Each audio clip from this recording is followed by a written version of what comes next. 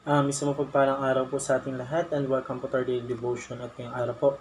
Ipagpapatuloy po natin ating series patungkol po sa Reformation Back to the Bible Movement.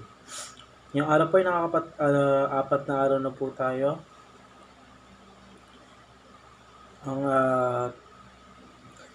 Ang Sola Scriptura Scripture Alone. So yun po yung ating bagong tatalakayin po para po sa araw na to.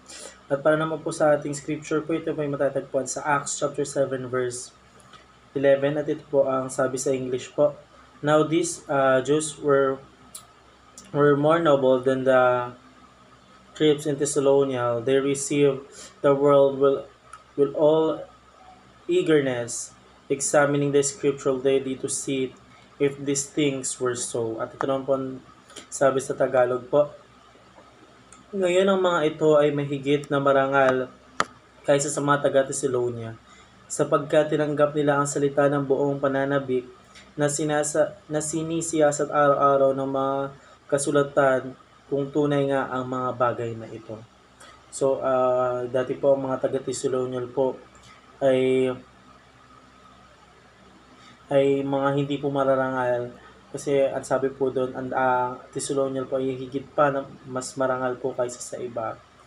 So tayo naman po ay dumako po sa ating katuruan for teaching. Una, the scripture is the highest authority. So pag sinabi po natin scripture, ito po yung parang isang kasulatan po. So ang kasulatan po ng ating Kapanginoon is the highest authority po kasi yung kasulatan po ng ating Panginoon Diyos ang siya pong nasusunod po dito sa mundong ibabaw kung saan po tayo mapunta kasi ang scripture po ng ating Panginoon Diyos ay hindi na po nauulit o hindi po naiiba. Bagkos ang scripture po ng ating Panginoon Diyos ang siya pong nagiging patnubay po or daan po upang tayo po ay magkaroon ng strong relationship po sa ating Panginoon Diyos or mas mapalapit po tayo sa Kanya.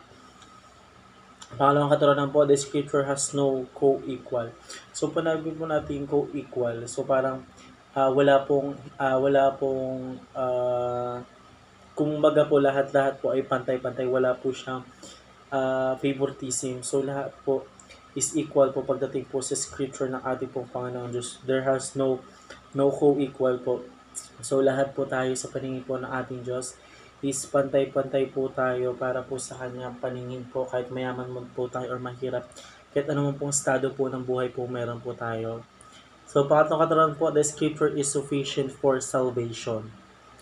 Pag sinabi po natin salvation, ito po yung kaligtasan po natin. Kung paano nga po ba tayo maliligtas po. Paano nga po ba natin maliligtas sa ating sarili po para po mas mapalapit po tayo sa ating Panginoon Diyos. Ito po yung sinasabi po natin salvation. Kung ano man po ang magiging kahinatnatan po natin or paano po tayo maliligtas. Pangalawan po, Christian living. So, pag sinabi po natin Christian living, ito po yung mga halimbawa ako po bilang isang tao, is tinanggap ko na po sa sarili ko na isa po na akong Kristiyano or born again po. And I'm living now as a Christian po.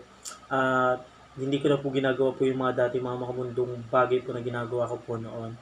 But now I'm a Christian now. I'm a servant of God at mas malapit na po ako sa ating Panginoong Diyos. So pangatlo po, knowing God and His will. So, tayo po is hindi lang po natin basta-basta kinikilala po ang ating Panginoon Diyos. But kailangan po natin siya nakilalanin na buong puso po na may pagmamahal. God and His will po. Pag sinabi po natin will, ito po yung gusto po ng ating Panginoon Diyos para po sa ating bilang mga anak niya. Ito po yung mga will niya po sa atin. Kasi gusto po ng ating Panginoon Diyos na mas mapalapit po tayo sa Kanya bilang isang anak niya po or bilang mga ginawa niya po dito po sa mundong ibabaw. So yun lamang po para sa araw nito. Maraming salamat po sa pakikinig and see you po at bukas para po sa ating daily devotion.